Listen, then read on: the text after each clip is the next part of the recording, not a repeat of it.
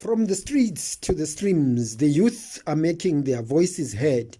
Sekunjalo TV delves into the hearts of youth activism in the digital age. How are they shaping the narrative, challenging the status quo, and demanding change? Welcome to the Voice of Change.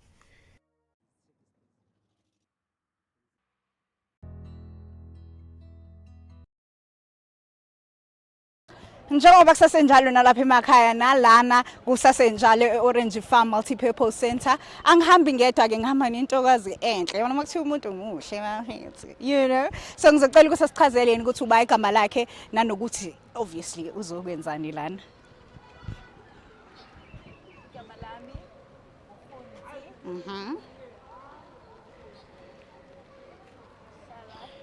Orange Farm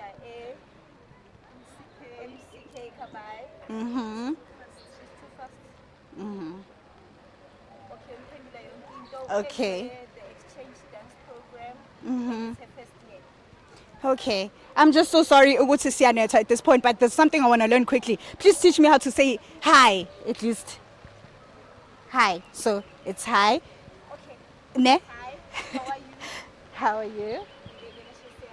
I'm fine. Okay, that's enough. Ngifuna ukwazi ukuthi wena how is it working with this organization so far? Good day, South Africa. This is your main Themba TK from Sekunjalo TV channel. I'm right here in Standard 10, and with me here is Zweli. Zweli is going to tell us a little bit about what they do as a group, because we are here to enjoy the music or dance festival right here in Standard 10. Zweli, good day. Njani bhuti? Uyaphila kodwa mfethu? Siyaphila. Alright, awusithi fahla kancane ukuthi nina yini eniyenzayo, nidume ngani, nizokwenzani la eStandard 10 kule festival yanamhlanje?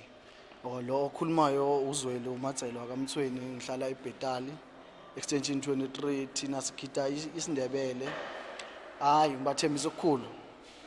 Ngithembisa okukhulu kakhulu abazokubona kuzobajabulisa ngoba sirezile kakhulu. Sisezingeni eliphezulu. Awu siyabonga mfowethu, siyabonga sengathi yonke into ingahamba kahle namhlanje, sinifisela konke okuhle okumhlophe mfowethu. Join the conversations. Follow us on social media.